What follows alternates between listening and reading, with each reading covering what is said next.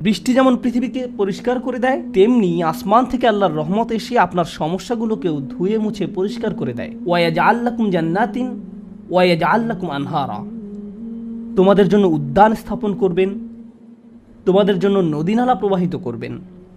অর্থাৎ আল্লাহ বলছেন, যদি শুধু ক্ষমা চাও সবই দিব।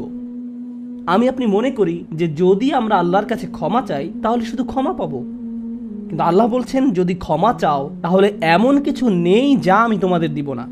বিষয়টা এমন যে আপনি ইচ্ছা করলে এক এক করে বিভিন্ন জিনিস চাইতে পারেন, অথবা শুধু ক্ষমা চান তাহলে সবই পাবেন। কি আর বাকি থাকে? অর্থ, সন্তান সন্ততি, আপনার সকল সমস্যার সমাধানে আকাশ খুলে যাবে, বাগান, নদী, সব কিছু আপনার জন্য প্রস্তুত। মানুষ সাধারণত মনে করে যে যদি তার আল্লাহর ক্ষমা চায় তাহলে এটা শুধু তাদেরকে পরকালে সাহায্য করবে, কিন্তু এই আয়াতগুলো আমাদের বলছে না।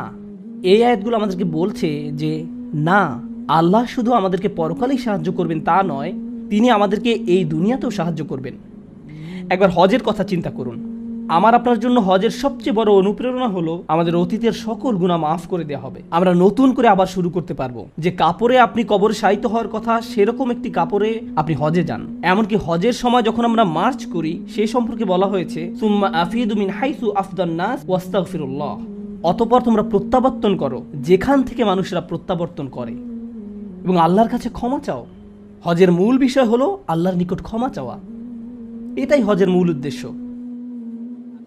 আর সেই হজের সময় আমরা কি দোয়া করি? রব্বানা আতিনা ফিদ দুনিয়া হাসানা অফিল আখিরাতি হাসানা অফিল আখিরাতি হাসানা। প্রতিটি তাওয়াফে একই দোয়া পাঠ করা হয়, যা কোরআনে মাজিদে এসেছে। রব্বানা আতিনা ফিদ দুনিয়া অফিল আখিরা রব্বানা আতিনা ফিদ দুনিয়া হাসানা অফিল আখিরাতি হাসানা। আমাদেরকে এই দুনিয়ার কল্যাণ এবং পরকালের কল্যাণও দান করুন। অন্য কথায়, এই দুনিয়ায় আমাদেরকে এমন কল্যাণ দান করুন যা পরকালের কল্যাণকে নিশ্চিত করবে।